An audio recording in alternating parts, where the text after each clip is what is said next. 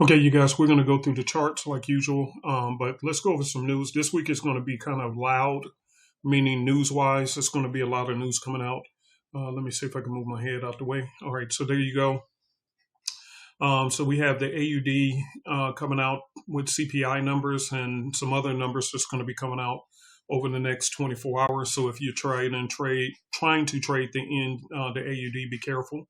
CAD is coming out with their interest rates, and here's where the big Kahuna Day is going to come in, and that's going to be on Wednesday, or officially day after tomorrow, or whatever, because after 5 p.m. Eastern Standard Time, in the markets, it's considered the next day. So even though in the U.S. it's still Monday, technically it's Tuesday. Okay, so just keep that in mind. So let me mark these up so you guys can actually be aware of these. These are very important.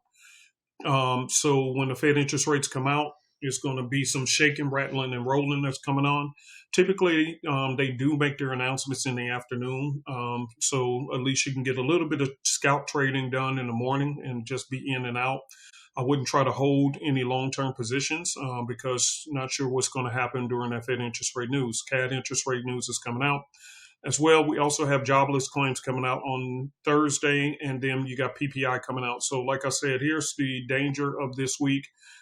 Is going to be the U.S. dollar. Okay, so with that being said, let's head to the charts and see what happened today. Today was a little different. It was weird. I don't know what was going on with these markets, but it is what it is. Anyway, it looks like we got some softening going on the Australian dollar, AUD versus the dollar. If we scoot out to the higher time frame, we see that it's reaching a really, really high peak. The dollar has been dropping like a rock, but here's the problem. You don't want to get trapped into trying to short this too quickly. As you know, during the Asian session going into London, they typically push the price right back up. So if anything, I will wait until tomorrow morning or later this evening to see how far this thing pushes up. And if you get an alert to trade for a sale, then do your thing, but I wouldn't be in a rush to do so. Okay. So let's look at this. I don't see anything that looks choppy, sloppy, and a hot mess. AUD, same thing. Now we do have railroad tracks here, and let me move my head back over here to the top now. Let's go and put me here. All right, you guys can still see me. All right, so cool. Let's see here. So right here, we do have the railroad tracks, which means this is a significant move to say there's a change of direction. But again, I still wouldn't be in a hurry until I see exactly what's going to happen later on tonight or after tomorrow.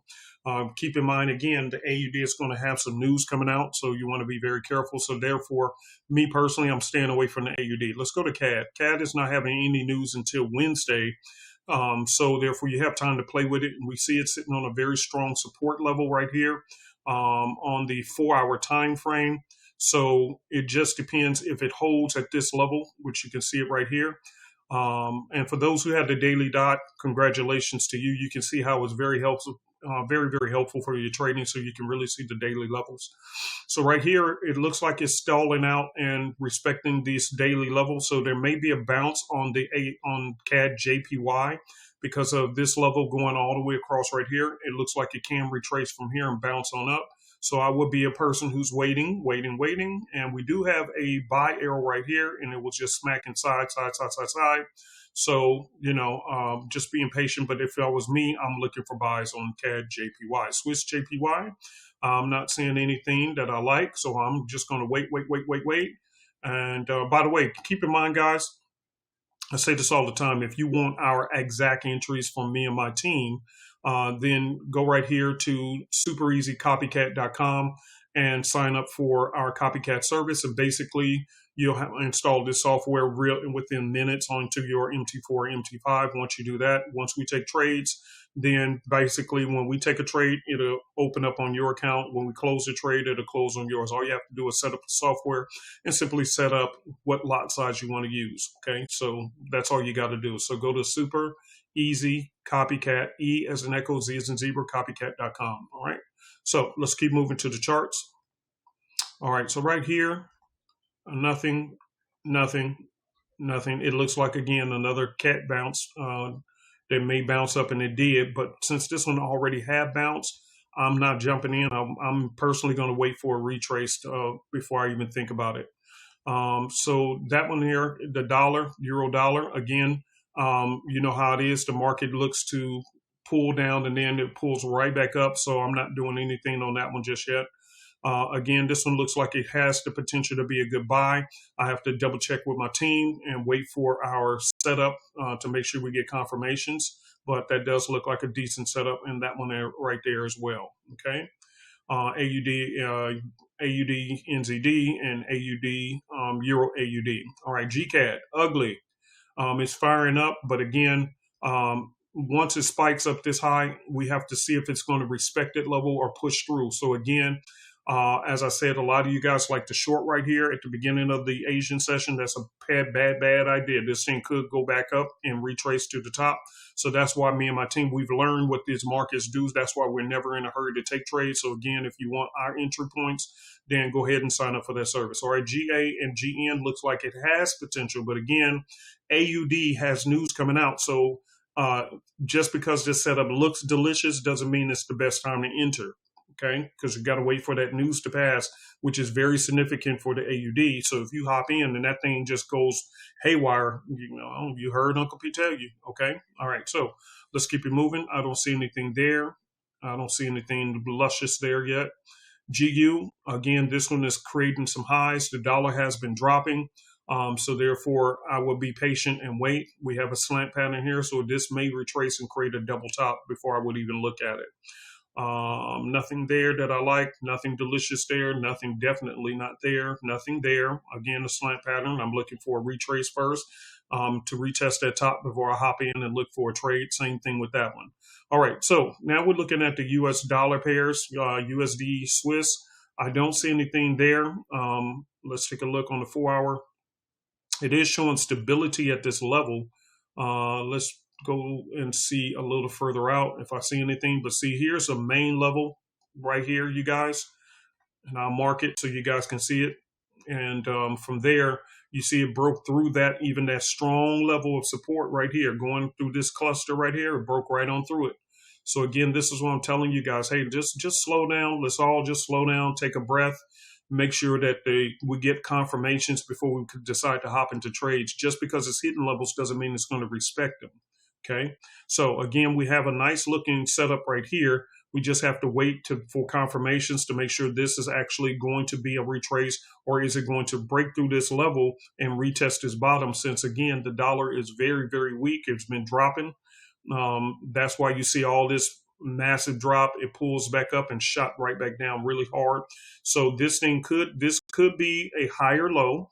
Okay. This could be possibly a higher low if we do it like that, which is respecting my sexy analyst system, which you can get on loveyourcharts.com. Okay. And it already has the trend lines, Fibonacci's, support and resistance, supply and demand zones already built in.